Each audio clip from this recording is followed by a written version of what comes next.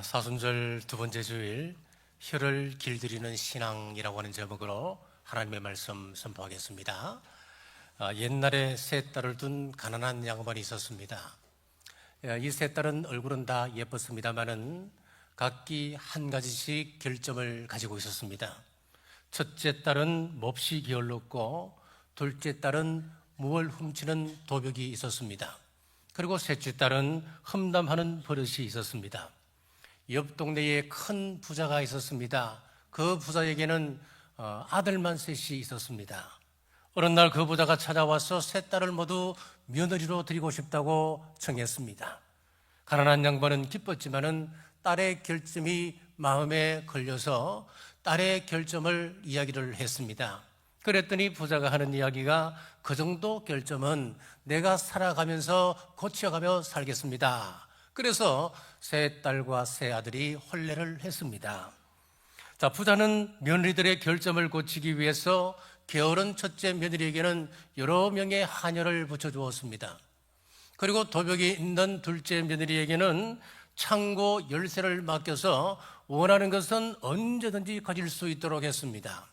그리고 셋째 험담을 좋아하는 며느리에게는 매일 이렇게 물었습니다. 오늘은 무슨 험담을 할 거니? 어느 날 친정 아버지가 딸들의 형편이 궁금해서 사돈집을 찾아갔습니다. 큰 딸은 하인이 많아서 너무너무 좋답니다. 그리고 도벽이 있었던 둘째 딸은 아버지가 창고로 열쇠를 맡겼기 때문에 이제는 원하는 것은 다 가질 수 있기 때문에 도벽할 마음이 없다는 겁니다. 그러나 셋째 딸은 불평했습니다. 시아버지가 매일 험담을 해보라고 이야기하는 바람에 귀찮아 죽겠답니다. 이 이야기가 무엇을 말합니까? 다른 결점은 채워지면 어느 정도 해결이 됩니다마는 험담하는 그 혀는 쉽게 고쳐지지 않는다는 이야기입니다. 그렇습니다. 한번 길들여진 혀는 바꾸기 힘듭니다. 그러므로 말의 습관이 중요합니다. 우리 기독교는 말씀과 뗄래야 뗄 수 없는 관계를 가지고 있습니다. 하나님께서 말씀으로 빛이 있으라 하시니 말씀대로 빛이 생겼습니다. 우리 예수님은 말씀이 육신이 되신 분이셨습니다. 말씀을 선포하셨고 이 땅에서 말씀을 삶으로 이루셨습니다. 성령님께서도 사역자를 감동하셔서 말씀을 전하게 하셨고 그 말씀으로 교회가 세워졌고 하나님의 나라가 확장되었습니다. 그렇습니다. 우리 기독교는 말씀의 종교입니다. 그 말씀으로 영혼이 삽니다. 그 말씀으로 낙심한 영혼이 새 힘을 얻게 됩니다. 그 말씀으로 절망 속에서 소망을 찾게 되고 그 말씀 속에서 방황하던 인생이 길을 찾아가는 것입니다. 이번 사순절 우리 입술이 훈련받으시기를 주님의 이름으로 축복합니다.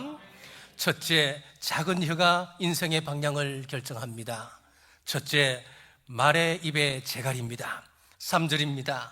우리가 말들의 입에 재갈 물리는 것은 우리에게 순종하게 하려고 그 온몸을 제어하는 것이라. 사진을 보여주십시오. 이게 재갈입니다. 저 작은 쇠막대기 하나가 말의 모든 것을 통제합니다. 달려나가게도 하고 멈추게도 하는 것이지요. 몸집이 크고 힘이 센 말도 재갈을 물리면 순종합니다. 작은 것이 온몸을 다스리는 것입니다. 마찬가지로 우리의 작은 혀가 우리 삶 전체를 지배합니다. 산에서 외친 소리가 메아리가 되어 돌아오듯이 말은 반드시 돌아옵니다. 예수님께서 말씀하셨습니다. 마태복음 10장 12절에서 13절 같이 읽겠습니다. 또 그 집에 들어가면서 평안하기를 빌라. 그 집이 이에 합당하면 너희 빈 평안이 거기 임할 것이요 만일 합당하지 아니하면 그 평안이 너희에게로 돌아올 것이니라. 아멘. 평안을 빌어야 합니다. 여러분들이 그 가정에 들어가면서 가장 먼저 해야 할 일입니다. 그러면 하나님께서 평안을 빈 그 사람에게 하나님께서 평안을 되돌려 주신답니다. 창세기 12장 3절에 아브라함에게도 말씀하십니다. 같이 읽겠습니다. 너를 축복하는 자에게는 내가 복을 내리고 너를 저주하는 자에게는 내가 저주하리니. 아멘. 자기가 한 말은 그대로 자기에게 돌아온다는 겁니다. 저주하면 그 저주가 나에게 돌아옵니다. 축복하면 그 축복이 나에게 되돌아온다고 말씀합니다. 그러므로 저주가 나오려고 할 때 브레이크를 밟으셔야 합니다. 반대로 내 입에서 축복이 선포되려고 하면은 악셀레라를 밟으셔야 합니다. 둘째, 배의 키에 비유하고 있습니다. 4절입니다. 또 배를 보라, 그렇게 크고 광풍에 밀려가는 그것을 지극히 작은 키로서 사공의 뜻대로 운행하나니.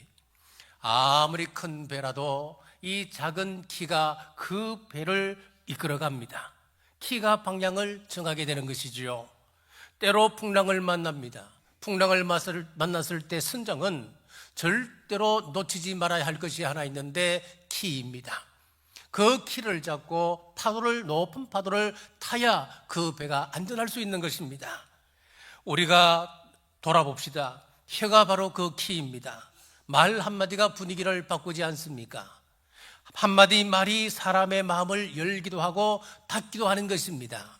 말 한마디로 공동체가 천국이 되기도 하고 지옥이 되기도 하는 것이지요. 우리가 돌아보면 후회거리가 많은데 무엇보다도 내 말로 인한 후회가 참 많을 것입니다. 말 한마디로 사람의 마음을 나쁘게 했습니다. 말을 잘못해서 망신을 당한 적도 한두 번이 아니었습니다.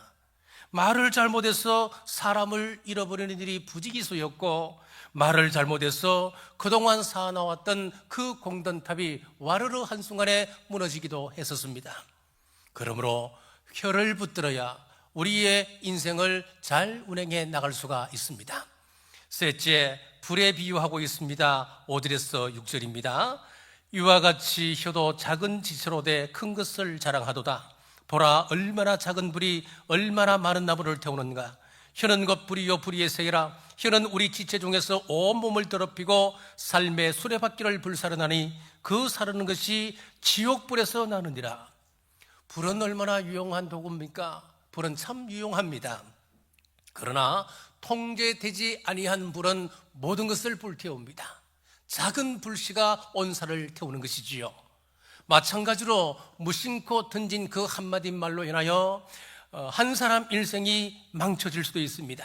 공동체는 깊은 상처를 받을 수도 있는 것입니다. 이 세 가지가 강조하는 것이 무엇입니까? 이 혀라고 하는 것은 참 작은 것이지만은 그 영향력은 결정적일 수 있다고 하는 것입니다. 혀를 다스리지 못하면 인생을 다스릴 수가 없습니다. 혀를 제어하는 사람이 진짜 성숙한 사람입니다. 이번 사순절 우리의 혀가 성령님께 붙들려 생명의 도구가 되기를 주님의 이름으로 축복합니다. 둘째, 축복을 저주로 바꾸는 혀입니다. 6절에서 7절입니다. 혀는 곧 불이요 불의의 세계라. 혀는 우리 지체 중에서 온몸을 더럽히고 삶의 수레바퀴를 불사르나니 그 사르는 것이 지옥불에서 나느니라.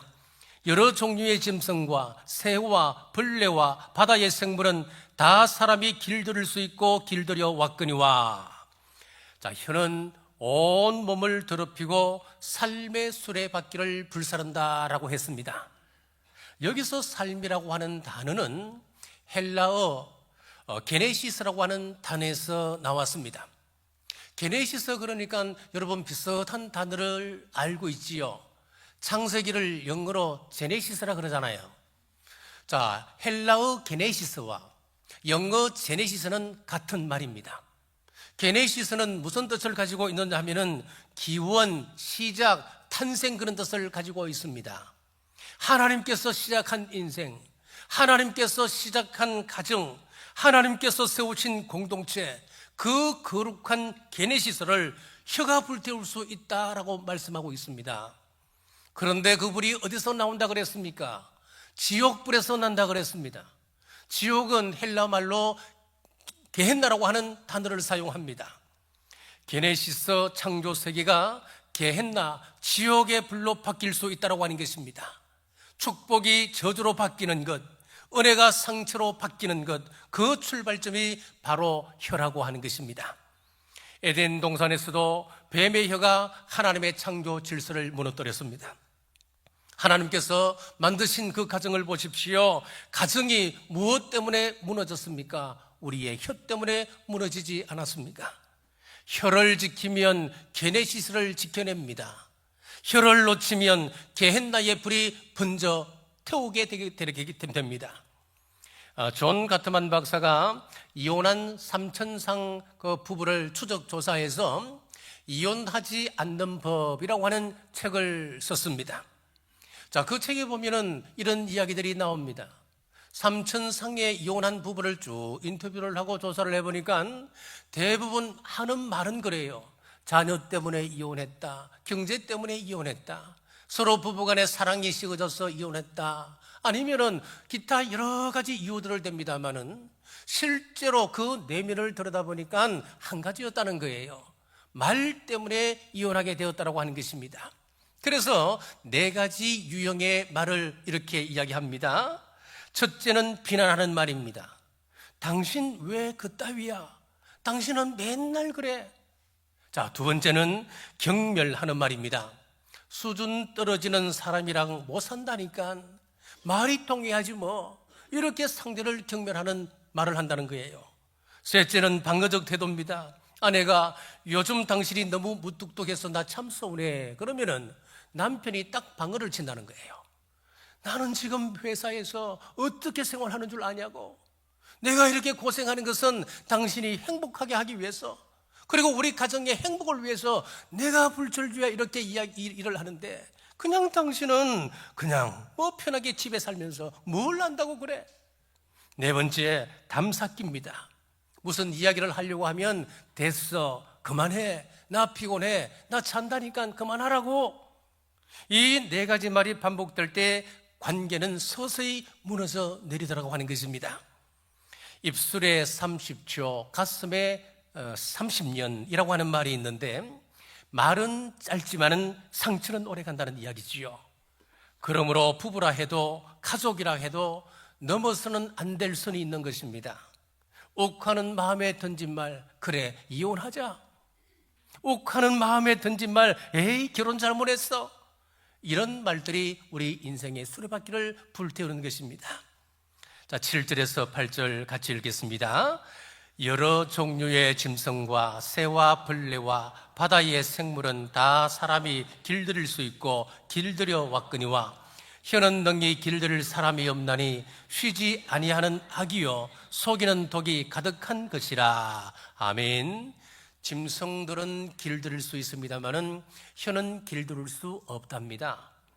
독설이라고 하는 말이 있지요. 말 그대로 독이 실린 혀라고 하는 뜻입니다. 그 독이 사람을 죽인다는 것이지요. 탈옥수 신창원 씨가 신창원의 고백이라고 하는 책을 썼습니다. 그 책에 보면은 자신이 왜 범죄자의 길을 걸어갈 수밖에 없었는지 그 이유를 고백하고 있는데, 어릴 때 가정이 참 힘들었답니다. 너무너무 가정 형편이 힘들어서 육성회비를 내지를 못했습니다. 초등학교 5학년 때 어느 날 담임 선생님이 이 신창원이를 보고 대뜸하는 이야기가, 야, 이 새끼야, 돈도 가져오지 않으면서 학교에는 왜 와? 꺼져 이 녀석아. 자, 그럴 때 이 신창원의 가슴 속에 이런 일이 생겼답니다. 내 가슴 속에 악마가 태어나기 시작했다. 그리고 이어서 이런 말을 합니다. 그때 선생님이 자기의 머리를 쓰다듬어 주면서, 얘야, 너는 소중한 아이란다. 그 따뜻한 말 한마디 해주었으면 내 인생이 달라졌을 것이다. 말은 씨앗입니다. 악마를 심을 수도 있고 축복을 심을 수도 있고 천사를 심을 수도 있는 것입니다. 성경은 말씀합니다. 믿음의 말을 하느냐 저주의 말을 하느냐에 따라서 열매가 달라진다고 하는 것입니다. 한번 입 밖으로 나간 말은 절대로 그냥 돌아오는 법이 없답니다. 우리 말은 생명력이 있고 운동력이 있어서 반드시 저주면 저주, 축복이면 축복이라고 하는 열매를 가지고 돌아오지 그냥 돌아오지는 않습니다. 영국의 어느 마을에서 가로수 12그루를 심었습니다. 12그루를 심고 그 나무마다 이름을 하나씩 붙여주었습니다. 12그루니까 성경에 12사도 이름을 붙이면 딱 맞지 않습니까? 그래서 그 나무마다 12사도의 이름을 하나씩 붙여주었습니다. 첫째 나무에게는 베드로라고 하는 이름을 붙였습니다. 그리고 요한, 안드레, 그리고 가론 유다 나무. 자, 이렇게 쭉 나무를 심고 거기다가 명패를 걸었습니다. 그런데 시간이 흐르고 난 후에 다른 나무는 괜찮은데 가론 유다라고 하는 명패를 붙였던 그 나무는 바싹 말라 죽어버린 것 아니겠습니까? 같은 물을 주었습니다. 토양도 똑같습니다. 같은 영양제 비료도 주었습니다. 농약을 쳐주었습니다. 그런데 왜 가론 유다 나무만 바싹 말라 죽었을까? 너무 이상했습니다. 원인을 파악해 보니까 놀라운 일이 밝혀졌습니다.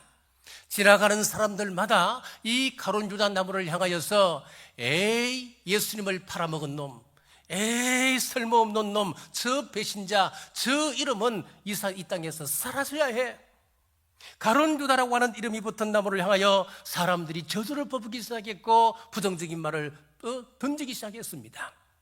여러분, 나무도 사람 말의 영향을 받는데 사람이야 말해서 뭘 하겠습니까? 혀는 작지만 축복을 저주로 바꿀 수 있습니다. 사랑하는 여러분, 오늘 이후로 저주 대신 축복을 선택하십시오. 정죄 대신 믿음의 말을 선택하십시오. 비난 대신 격려를 선택하는 여러분 되시길 주님의 이름으로 축복합니다. 그리하여서 게네시스 창조 세계를 게헨나 지옥의 불로 바꾸는 혀가 아니라 저주를 축복으로 바꾸는 혀로 거듭나는 사순절 되시기를 주님의 이름으로 축복합니다. 셋째, 축복의 언어를 훈련하십시오. 9절에서 10절 같이 읽겠습니다. 이것으로 우리가 주 아버지를 찬송하고 또 이것으로 하나님의 형상대로 지음받은 사람을 저주하나니 한 입에서 찬송과 저주가 나오는도다. 내 형제들아, 이것이 마땅하지 아니하니라. 샘이 한 구멍으로 어찌 단물과 선물을 내겠느냐. 아멘. 야고보는 단호하게 이야기합니다. 한 입으로 찬송과 저주가 나올 수 없다. 우리는 찬송할 수 있습니다. 입으로 감사를 표현할 수 있습니다. 그러나 속이 변하지 않는다면 결국 본심은 드러난다고 하는 것입니다. 겉으로는 은혜를 말하지만은 속에 분노가 가득하다면 결국은 어느 순간 분노가 표출되고 만다는 것입니다. 우리 예수님께서 말씀하셨습니다. 마태복음 12장 34절 같이 읽겠습니다. 독사의 자식들아, 너희는 악하니 어떻게 선한 말을 할 수 있느냐? 이는 마음에 가득한 것을 입으로 말함이라. 아멘. 우리 혀는 두레박과 같습니다. 두레박이 무엇입니까? 우물물을 깃는 도구 아니겠습니까? 깊은 우물에 무엇이 들어있든지 그 속에 들어있는 것을 그대로 퍼 올리는 것이 두레박입니다. 깊은 우물 속에 단물이 있다면 두레박은 단물을 퍼 올릴 것입니다. 선물이 있다면 두레박은 선물을 퍼 올릴 것입니다. 샘은 속일 수 없습니다. 두레박은 속일 수가 없는 것입니다. 그렇습니다. 말이 곧 나입니다. 품격이라고 하는 말이 있습니다. 이 품자를 보시면은 이 입이 3개 붙어 있습니다. 자, 그러면은 무슨 이야기냐면은 우리의 말하는 격이 곧 품격이라고 하는 것입니다. 신앙도 마찬가지입니다. 믿음과 행위가 분리될 수 없듯이 우리의 말과 우리의 존재는 분리될 수가 없는 것입니다. 우리는 약속의 땅을 향하여 지금 나아가고 있는 존재들입니다. 이스라엘이 약속의 땅에 들어갈 수 없었던 것은 칼 때문이 아니었습니다. 그들의 혀 때문이었습니다. 원망과 불평과 수군거림이 그들의 발목을 잡았던 것이었습니다. 오늘 우리도 다르지 않습니다. 교회를 리모델링 해야 되지요. 교회가 낡으면 당연히 교회는 리모델링 해야 됩니다. 그건 나쁜 건 아닙니다.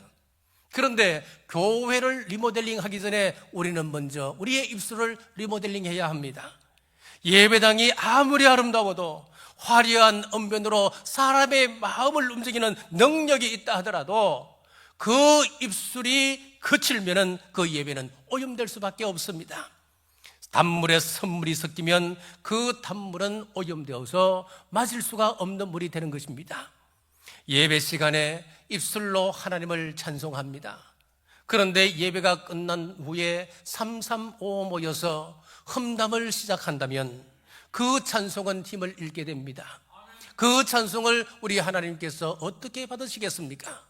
단물과 선물이 함께 섞여 있는데 그 물을 누가 마실 수 있겠습니까? 부흥이 무엇입니까? 교인 수가 불어나는 것이 부흥일까요? 아니면 교회 분위기가 고조되는 것, 그것이 부흥일까요? 또 사람 수들이 많아져서 다양한 프로그램을 도입하는 것, 그것이 부흥일까요? 여러분, 아닙니다.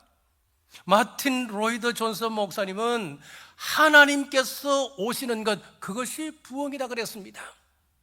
여러분, 한번 따라하겠습니다. 하나님께서 오시는 것, 그것이 부흥이다.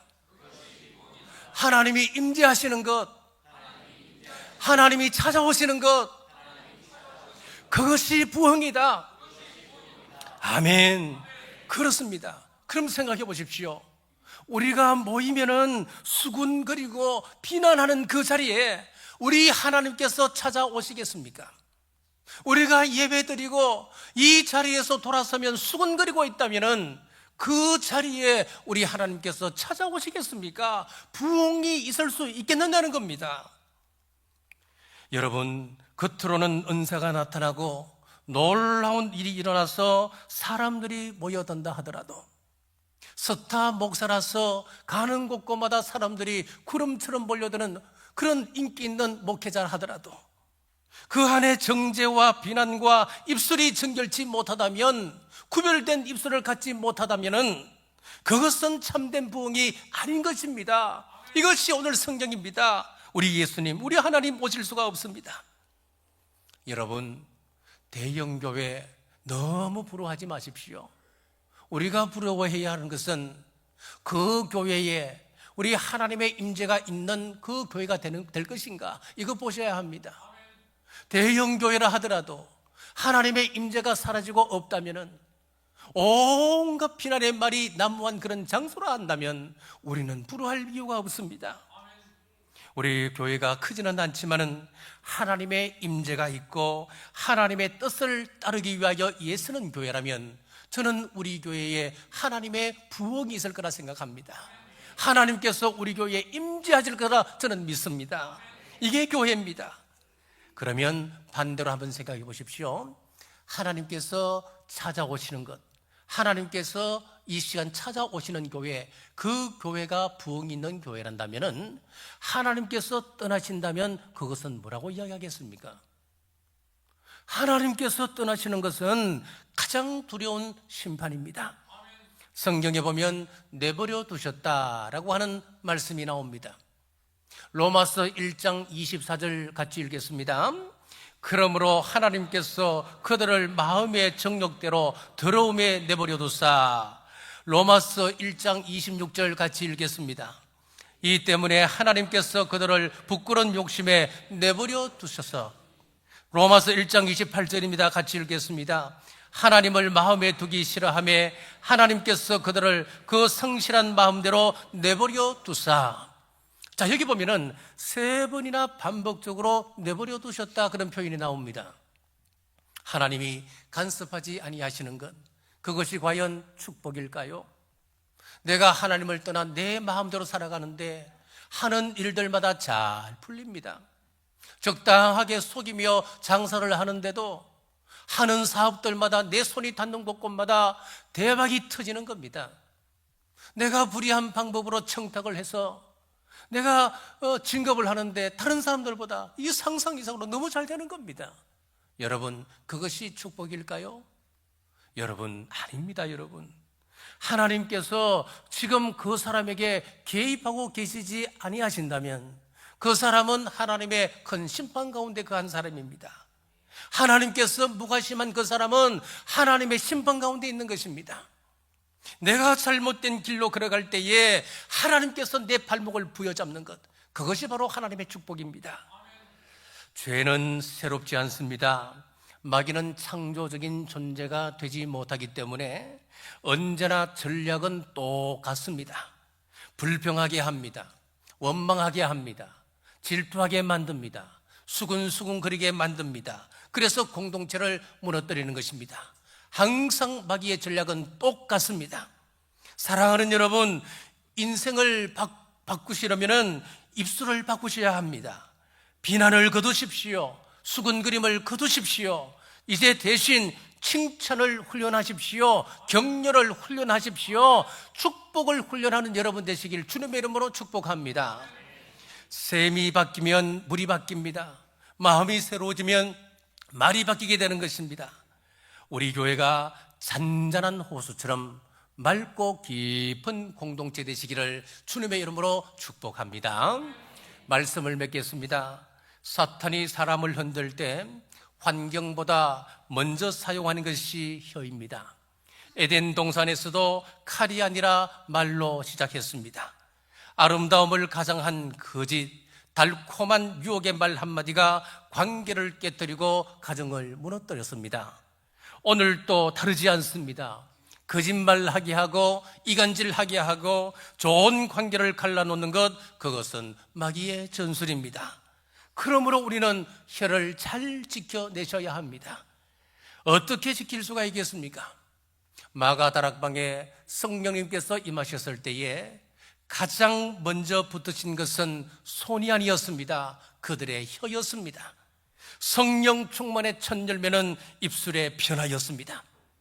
은사는 많은데 말이 거칠고 비난이 그 속에서 끊이지 않는다면, 말하는 것이 일반 사람들보다 더 교양이 없고 상처 주는 말을 쏟아낸다면 그것은 성령 충만이 아닌 것입니다. 케빈 왕이 지은 닭을 죽이지 말라라고 하는 책이 있습니다. 그 책에 보면 한 은행원이 지방 파견 근무를 가게 되었습니다. 그래서 회의장에 들어가는데 회의장 입구에 닭을 죽이지 말라라고 하는 문구가 서여져 있는 그런 벽보가 붙어 있는 것 아니겠습니까? 그래서 누구나 들어갈 때마다 그 글자를 다 읽고 들어갈 수 있게끔 그래 크게 써져 있었습니다. 이상하다. 닭을 죽이지 말라 무슨 의미일까 의아했습니다. 회의장 문을 열고 들어갔습니다. 문을 열고 들어가서 회의에 참석해 보니까 신참사원이 고참사원에게 자신의 실수, 자신의 실패를 낱낱이 고참사원에게 이야기를 하고 있는 것이었습니다.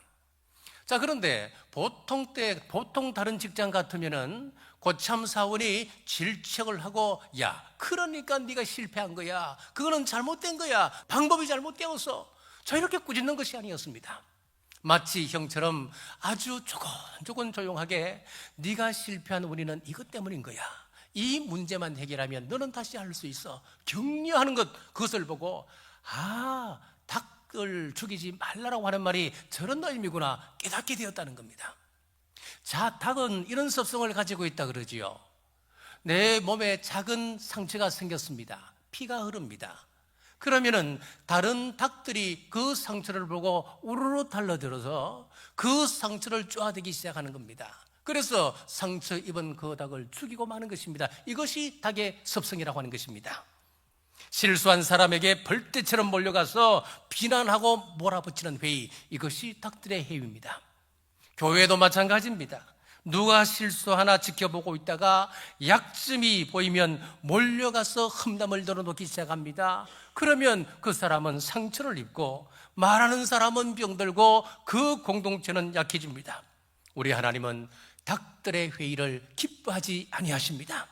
가정에서도 마찬가지입니다. 자녀가 실수하면 아버지가 큰 소리로 욕을 하고, 어머니가 합세하여서 아들 기를 죽이고, 형과 누나가 그들어서 그러기 상태로 만들어버린다면 우리 하나님의 화목이 어떻게 그 가정에 들어갈 수 있겠습니까?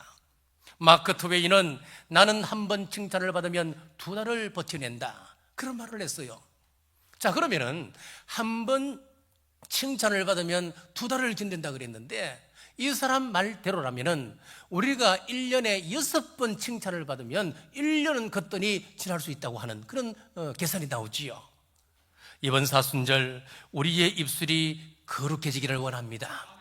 그리하여서 사람을 세우고 지지하고 격려하는 우리 남부교회 모든 성도님들 되시길 주님의 이름으로 축복합니다. 기도하겠습니다. 걸어가신 아버지 하나님 감사합니다. 작은 여가 큰 것을 좌우한다고 말씀하셨습니다. 제갈처럼 키처럼 불처럼 저희의 혀가 인생의 방향을 결정한다고 하셨습니다. 주님, 저희의 입술을 다스려 주옵소서. 찬송하는 입으로 저주하지 않게 하시고 기도하는 혀로 비난하지 않게 하옵소서. 마음의 은혜를 채워주셔서 입술에서 은혜가 흘러나오게 하시고 분노와 원망 대신 축복과 격려의 말을 하게 하옵소서. 성령님, 남부교회가 단물이 흐르는 공동체 되게 하여 주옵소서. 다시 오실 예수님 이름으로 간절히 기도드리옵나이다. 아멘.